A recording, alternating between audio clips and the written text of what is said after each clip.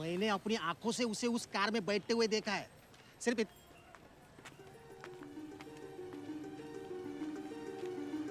सिर्फ इतना ही नहीं, अभी थोड़ी देर पहले मैंने कार का जिक्र किया था तो हिल गया था।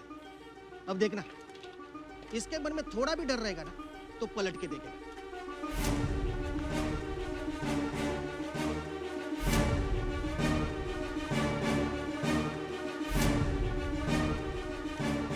अभी देखेगा।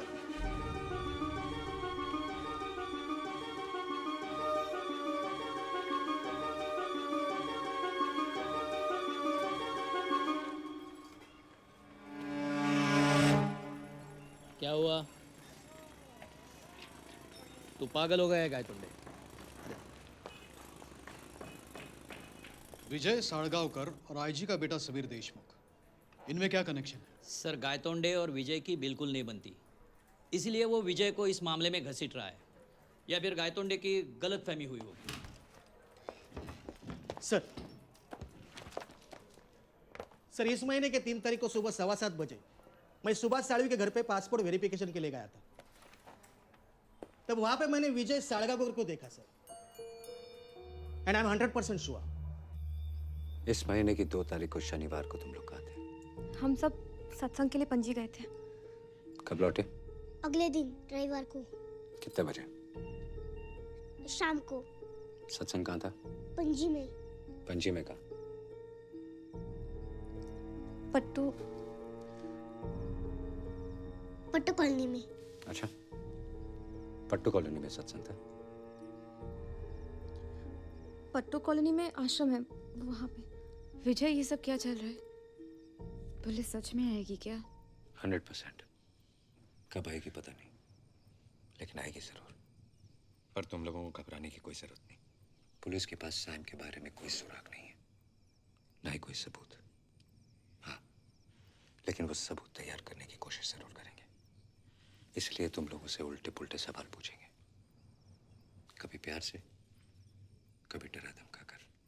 शायद मुझे और तुम्हारी मम्मी को तुम लोगों की आंखों के सामने पीटे भी। लेकिन अगर उन्हें मनचाहा जवाब नहीं मिला तो वो हमें छोड़ देंगे। इसलिए कुछ भी हो जाए, कुछ भी,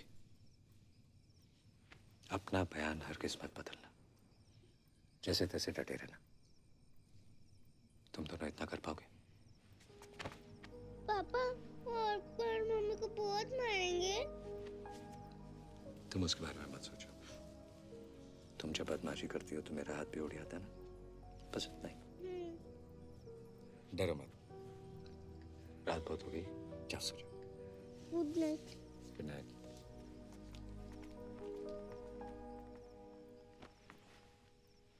विजय, हम शनिवार को यहाँ नहीं थे, ये प्रूव कैसे करेंगे? ऑफिस में या मार्टिन्स कॉर्नर में किसी ने तो तुम्हें देखा ही होगा। बिल्कुल देखा हो। तो फिर? नंदिनी, हमारे साथ जो हादसा हुआ है उसके बाद हमारे सामने सिर्फ 2 ही रास्ते। या तो हम हार मान लें या फिर डट कर मुकाबला करें। मुझे नहीं लगता कि हमने कोई पाप किया है, इसलिए हार मानने का तो सवाल ही नहीं उठता। हम मुकाबला करेंगे। अब ये एक खेल बन चुका है जिसमें जीत भी हो सकती है और हार भी। लेकिन एक बात की गारंटी देता हूं, कुछ भी हो जाए तुम्हें और बच्चों को जेल जाने की नौबत नहीं आएगी। मैं यकीन के साथ तो नहीं कह सकता कि वो विजय सालगांवकर ही था। अच्छा, अरे तू ही तो बोला था ना वो विजयी है। नहीं, जब तुमने मुझे पूछा कि विजय है क्या, तब शायद मुझे लगा वो विजय होगा, लेकिन यकीन के साथ तो नहीं कह सकता। तुमने कैसे देखा? साहब, मुझे ठीक से रास्ते दिखाई नहीं दिया कि वो विजय साळगावकर है या और कोई। जैसे ही उन्होंने कहा मुझे भी शक हुआ। क्या यही वो कार थी? ऐसी पीली कार थी, लेकिन यकीन के साथ तो नहीं कह सकता। अरे सालवी, कम से कम एक बात तो होगी जो तुम यकीन के साथ कह सकते हो। गायतोंडे, तुमने? साहब, नंबर तो नहीं देखा, लेकिन ऐसी ही येलो कार थी। ऐसी येलो कार्स तो बहुत होगी। साहब, वो बाजू में एक रिटायर्ड प्रोफेसर रहता है, उनके पास भी ऐसी ही येलो कार है। अरे हाँ, शायद वही कार होगी फिर। क्या ये बात तुम यकीन के साथ कह रहे हो? आला मोठा शहाणा. सर आईजी ऑफिस से फैक्स है. सर पिछले महीने समीर देशमुख ने स्कूल ट्रिप में हिस्सा लिया था और यहाँ के विद्या विकास विद्यालय के 2 छात्र भी उसमें शामिल थे. उनके नाम और पते मेरे पास हैं. उनमें से एक है अंजू साळगावकर, विजय साळगावकर की बेटी, अडॉप्टेड. अडॉप्टेड? या ये मुझे पता नहीं था. हाँ सर, विजय जब 20-21 साल का था तो उसे एक दिन रास्ते पर एक कचरे के डिब्बे के पास एक बच्ची मिली थी. चंद महीने के इस लड़की को कोई वहीं छोड़कर चला गया था. विजय खुद अनाथ है, इसलिए वो उस बच्ची को लेकर घर गया. बाद में उसने उसे लीगली अडॉप्ट भी किया है. अभी तक मुझे लग रहा था कि अंजू उसी की बेटी है. कहाँ गए तुमने? ऐसे नेक इंसान पर तुम इल्जाम लगा रहे हो, शर्म नहीं आती है तुम्हें? सर सर सर, एक अनाथ बच्चे को गोद लिया इसका मतलब ये नहीं ना वो क्राइम नहीं कर सकता. और अभी तो पता चला है कि समीर और अंजू के बीच में कुछ ना कुछ कनेक्शन है. मैं तो बोलता हूँ सर, विजय को अरेस्ट करते हैं, 2-4 फटके देंगे, फटाक से सच उगल देगा. ये खबर स्टेशन के बाहर नहीं जानी चाहिए, समझे? अभी वक्त हुआ है 11:30. a plus b whole square equals to a square plus 2ab plus b square. a plus b whole cube equals to a cube plus. Anju, principal ने तुम्हें बुलाया है. Yes ma'am.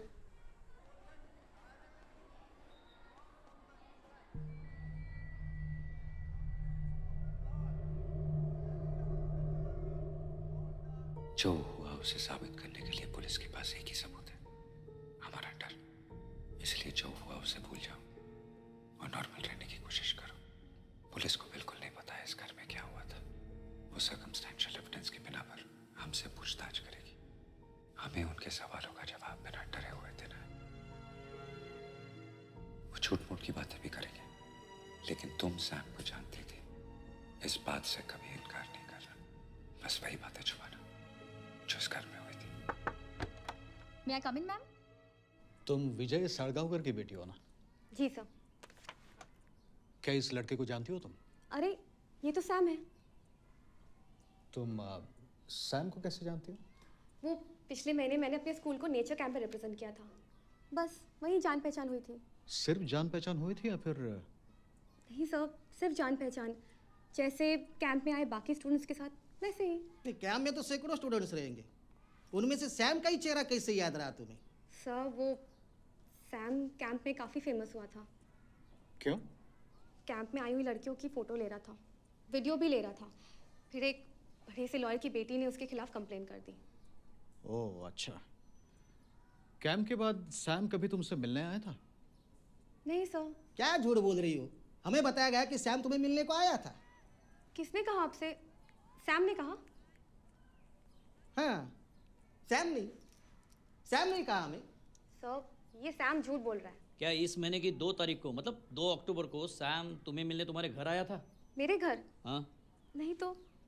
और वैसे भी इस महीने के 2 तारीख को तो हम घर पे थे ही नहीं. कहाँ गए थे?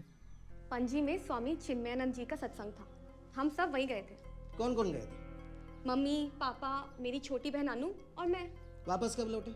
अगले दिन 3 तारीख को. क्या सत्संग 2 दिन चल रहा था? हाँ, लेकिन हमने सिर्फ 2 तारीख को अटेंड किया था.